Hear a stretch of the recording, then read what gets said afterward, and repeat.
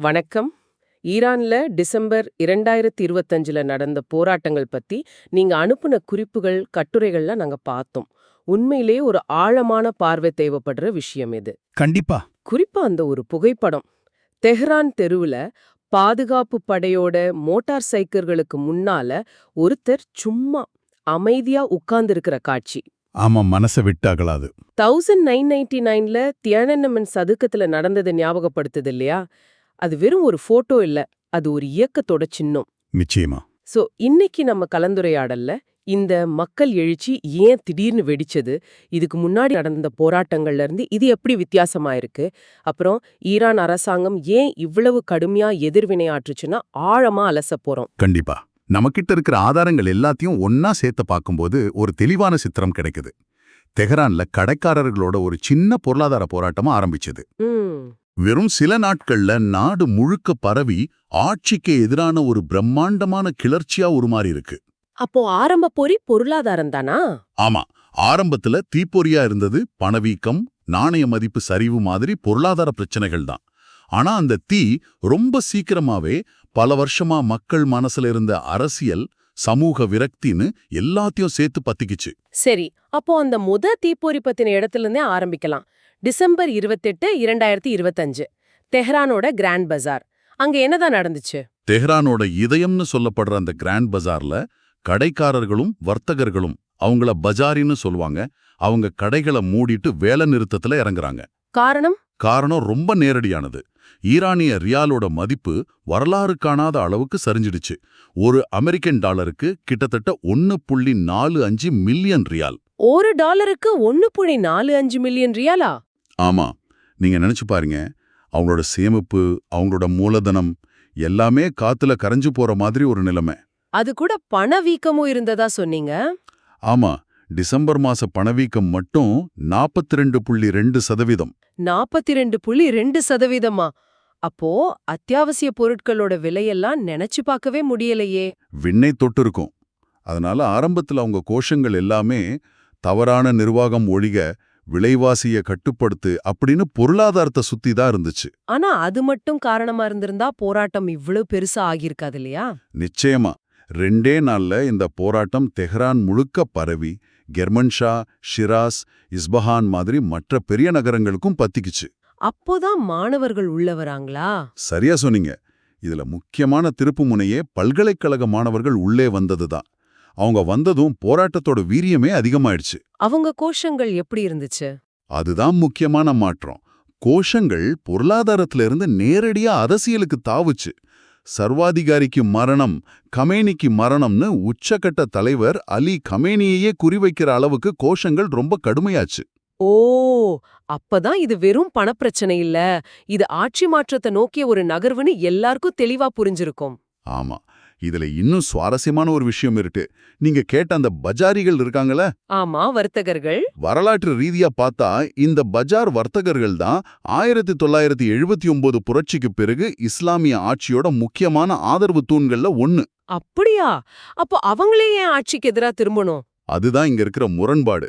ஒரு காலத்துல ஆட்சியை காப்பாத்தினவங்களே இன்னைக்கு அதுக்கு எதிரா திரும்பியிருக்காங்கன்னா ஆட்சியோட அடித்தளத்துல எவ்வளோ பெரிய விரிசல் விழுந்திருக்குன்னு நம்ம புரிஞ்சுக்கலாம். சரி, அப்போ இந்த மக்கள் எழுச்சியில பஜாரிகள், மாணவர்கள் மட்டும் இல்லாம வேற யார் யாரெல்லாம் கலந்துக்கிட்டாங்க? இது எந்த அளவுக்கு பரவலா இருந்துச்சு? இதுல ஒரு குறிப்பிட்ட குழுன்னு யாரையும் சொல்ல முடியாது.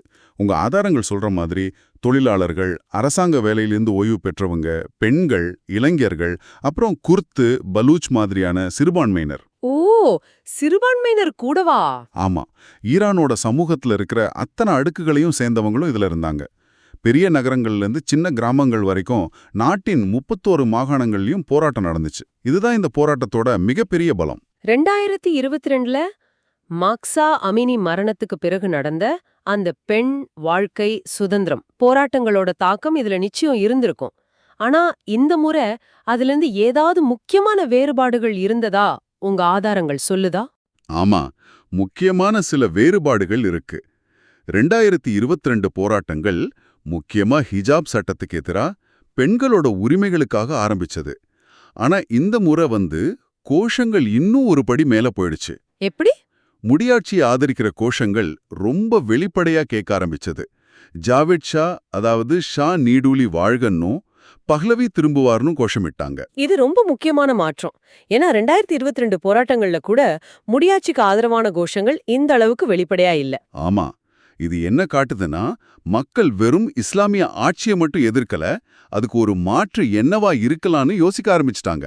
அது மட்டும் இல்ல, அந்த பழைய கொடிய பத்தியும் உங்க குறிப்புகள்ல இருந்துச்சு. ஆமா, 1979 புரட்சிக்கு முன்னாடி இருந்த ஈரானோட சிங்கமும் சூரியனும் பொறிக்கப்பட்ட கொடி எதிர்ப்போட முக்கிய சின்னமா மாறுச்சு. இதுவே ஒரு பெரிய செய்தி. மக்கள் இஸ்லாமிய குடியரசை மட்டும் நிராகரிக்கல, 1979க்கு முந்தைய ஒரு அடையாளத்துக்கு திரும்ப துடிக்கிறாங்கன்னு இது காட்டுது. சரி, ஆரம்பத்துல தலைவர் இல்லாம ஆரம்பிச்ச இந்த போராட்டத்துக்கு அப்புறம் யாராவது தலைமை தாங்குனாங்களா? ஆரம்பத்துல தன்னிச்சையா தான் வெடிச்சது. ஆனா ஜனவரி 8ஆம் தேதி ஈரானோட கடைசி ஷாவின் மகன் ரெசா பஹ்லவி நாடு தழுவிய போராட்டங்களுக்கு வெளிப்படையா அழைப்பு விடுத்தார். இது போராட்டக்காரர்களுக்கு ஒரு புது உத்வேகத்தை கொடுத்து போராட்டத்தை இன்னும் தீவிரமாக்குச்சு. ஒரு பக்கம் மக்கள் எழுச்சி இப்படி தீவிரமாக, மறுபக்கம் அரசாங்கத்தோட ஒடுக்குமுறை, அது எப்படி இருந்துச்சு? மிருகத்தனமா இருந்துச்சுன்னு தான் சொல்லணும். ஆரம்பத்துல ஜனாதிபதி மசூத் பெசேஷ்கியன் பேச்சுவார்த்தைக்கு தயார்னு ஒரு தோற்றத்தை உருவாக்க முயற்சி செஞ்சார். ஆனா அது வெறும் கண் துடைப்பு. சில நாட்கள்லயே அரசாங்கம் தன்னோட உண்மையான முகத்தை காட்டுச்சு. தெருக்கள்ல இறங்கினவங்க மேல கண்ணீர் புகை குண்டுகள் தடியடின்னு ஆரம்பிச்சு நேரடியா துப்பாக்கிச் சூடு வரைக்கும் போனாங்க. துப்பாக்கிச் சூடா? சாதாரண போராட்டக்காரர்கள் மேலயா? ஆமா, பல சாட்சியங்கள் போராட்டக்காரர்களை குறி வச்சு சுடுறதுக்கு ஸ்னைப்பர்கள் பயன்படுத்தப்பட்டதா சொல்லுது. ஸ்னைப்பர்களா? ஆமா, நம்ம கிட்ட இருக்கிற ஒரு அறிக்கையில மஷாத் நகரத்தை சேர்ந்த ஒரு பத்திரிகையாளர் அனுப்புன குறிப்பு இருக்கு. அதை படிக்கும் போதே நெஞ்சம் பதறுது. அவர் என்ன சொல்றாருன்னா, தெருக்கள் ரத்தத்தால் நிரம்பியுள்ளன, நான் ஒரு பிணங்களின் கடலை பார்க்கப் போகிறேன் என்று பயப்படுகிறேன். கேட்கவே கொடூரமா இருக்கு. இந்த வன்முறை தெருக்களோட நின்னுடுச்சா இல்ல அதுக்கு மேலேயும் போச்சா? அதுதான் இல்ல.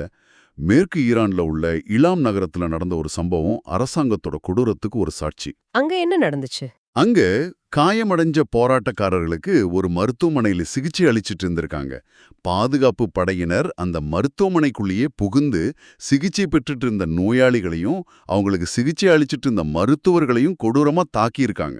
மருத்துவமனைக்குள்ள புகுந்தா? ஆமா, இது நாடு முழுக்க ஒரு பெரிய அதிர்ச்சி அலையை ஏற்படுத்துச்சு. அப்போ ஒரு பக்கம் நேரடி வன்முறை, இன்னொரு பக்கம் என்ன செஞ்சாங்க? தகவல் தொடர்பு எல்லாம் எப்படி இருந்துச்சு? இன்னொரு பக்கம் ஒரு முழுமையான தகவல் இருட்டடிப்பு. ஜனவரி 8ஆம் தேதி அரசாங்கம் நாடு முழுக்க இன்டர்நெட், தொலைபேசி இணைப்புகள் எல்லாத்தையும் துண்டிச்சிட்டாங்க. முழுமையாகவா? ஆமா, வெளி உலகுக்கு என்ன நடக்குதுன்னே தெரியக்கூடாதுங்கிறதான் நோக்கம். அரச தொலைக்காட்சி அரசாங்கத்துக்கு ஆதரவா நடக்கிற பேரணிகளை மட்டும் திரும்ப திரும்ப காட்டுச்சு. ஆனா உண்மை எப்படி வெளியே வந்துச்சு? ராத்திரியில ஸ்டார்லிங்க் மாதிரியான சேட்டலைட் இன்டர்நெட் மூலமா போராட்டக்காரர்கள் அனுப்பின வீடியோக்கள் கொஞ்சம் கொஞ்சமா வெளியே வர ஆரம்பிச்சது. அந்த வீடியோக்கள்ல தான் ஒடுக்குமுறையோட உண்மையான கோரமுகம் தெரிஞ்சது. வழக்கம் போல அரசாங்கம் இத வெளிநாட்டு சதி அப்படின்னு சொல்லிருக்குமே. ஆமா, இது அமெரிக்கா மற்றும் இஸ்ரேலோட சதி, இவங்க எல்லாம் வெளிநாட்டு கைக்கூலிகள்னு பிரச்சாரம் செஞ்சாங்க. போராட்டக்காரர்களை கலவரக்காரர்கள், பயங்கரவாதிகள்னு முத்திரை குத்துனாங்க. இதுல உங்க ஆதாரங்கள்ல ஒரு அதிர்ச்சியான விஷயம் இருந்துச்சே, வெளிநாட்டு படைகளை பயன்படுத்தினத பத்தி. ஆமா, அதுதான் இதுல ரொம்ப கவலைக்குரிய விஷயம். போராட்டங்களை அடக்கிறதுக்காக ஈரான் அரசாங்கம் ஈராக், லெபனான், ஆப்கானிஸ்தான்ல இருந்து ஷியா துணை ராணுவ குழுக்களை இறக்குமதி செஞ்சதா ஒரு அறிக்கை சொல்லுது. அப்படியா? சொந்த நாட்டு மக்கள் மேலேயே நம்பிக்கை இல்லாம வெளிநாட்டு படைகளை இறக்குறாங்கன்னா ஆட்சியோட நிலைமை எந்த அளவுக்கு பலவீனமா இருக்குன்னு இது காட்டுது.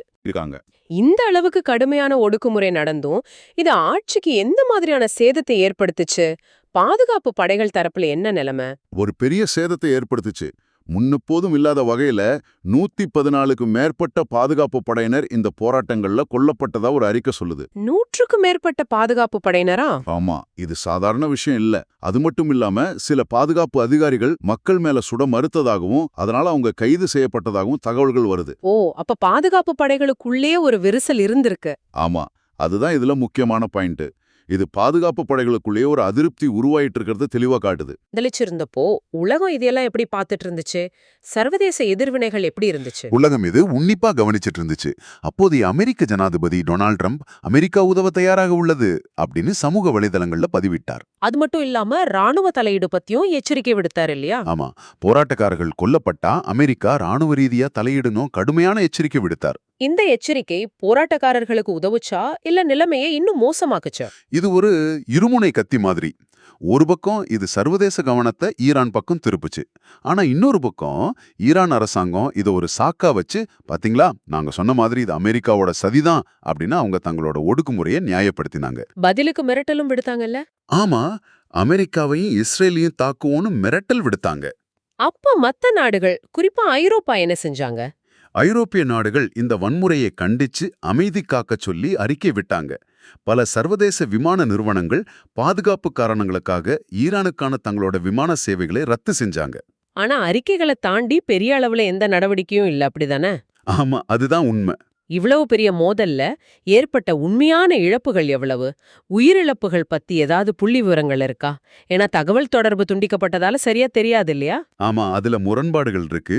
மனித உரிமை ஆர்வலர்கள் செய்தி நிறுவனமான HRNA-வோட கணக்குப்படி 538க்கும் மேற்பட்டோர் கொல்லப்பட்டதாகவும் 10,600க்கும் மேற்பட்டோர் கைது செய்யப்பட்டதாகவும் சொல்லப்படுது. 538 பேர், இதுவே பெரிய எண்.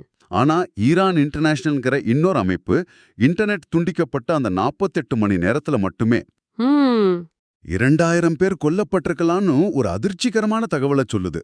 2000 பேரா? 2 நாள்லயா? ஆமாம், தகவல் தொடர்பு முழுசா துண்டிக்கப்பட்டதால உண்மையான எண்ணிக்கை இதைவிட அதிகமா இருக்கலாம். இந்த எண்கள் துல்லியமா இல்லைனாலும் நடந்த வன்முறையோட அளவு எவ்வளவு கொடூரமானதுன்னு இது நமக்கு உணர்த்துது. ஆக தெஹரான் பஜார்ல ஒரு பொருளாதார பிரச்சனையா ஆரம்பிச்ச ஒரு போராட்டம் சில வாரங்கள்ல ஈரானோட அடித்தளத்தையே உலுக்குற ஒரு மக்கள் புரட்சியா மாறியிருக்கு. ஒரு காலத்துல ஆட்சியோட தூண்களா இருந்த வர்த்தகர்களை எதிரா நின்னது, முடியாட்சிக்கு ஆதரவான கோஷங்கள் எழுந்தது, அரசாங்கத்தோட முருகத்தனமான ஒடுக்குமுறைன்னு பல விஷயங்கள் அந்த போராட்டத்தை தனித்துவமாக்குது. ஆமாம், அரசாங்கம் இதை வெளிநாட்டு சதின்னு சொன்னாலும் நம்ம கிட்ட இருக்கிற ஆதாரங்கள் பல வருஷமா உள்ளுக்குள்ளே நக்காக்கப்பட்ட கோபத்தோட வெடிப்பைத்தான் காட்டுது. ஆமா. இப்போ நாம சிந்திக்க வேண்டிய ஒரு முக்கியமான புள்ளி இருக்கு. உங்க ஆதாரங்கள்ல ஒன்னு ஈரானிய ஆட்சி தன்னை தற்காத்துக் கொள்ளும் நிலைக்கு தள்ளப்பட்டிருப்பதாக, அதாவது ஒரு சர்வைவல் மோடுக்கு போயிருப்பதாக குறிப்பிடுது. இது ரொம்ப முக்கியமான வார்த்தை. ஒரு காலத்துல அதோட ஆதரவு தூணா இருந்த பஜார் வர்த்தகர்களோட உறவு இப்போ முற்றிலும் முறிஞ்சு போயிடுச்சு. வன்முறையும் ஒடுக்குமுறையும் தகவல் இருட்டடிப்பும் மட்டும்தான் இப்ப அவங்க கையில இருக்கிற கருவிகள். இது ஒரு நிலையான ஆட்சி முறை இல்லை இல்லையா? நிச்சயமா இல்ல. அதுதான் நம்ம முன்னாடி இருக்கிற மிகப்பெரிய கேள்வி. ஒரு அரசாங்கம் தன்னோட பாரம்பரிய ஆதரவாளர்களையே எதிரிகளாக கருத ஆரம்பிக்கும்போது என்ன நடக்கும்? பயத்தை மட்டுமே நம்பி ஒரு ஆட்சியை எவ்வளோ காலம் தக்க வைக்க முடியும்? குறிப்பா மக்கள் பயத்தை இழந்த பிறகு. சரியா சொன்னீங்க.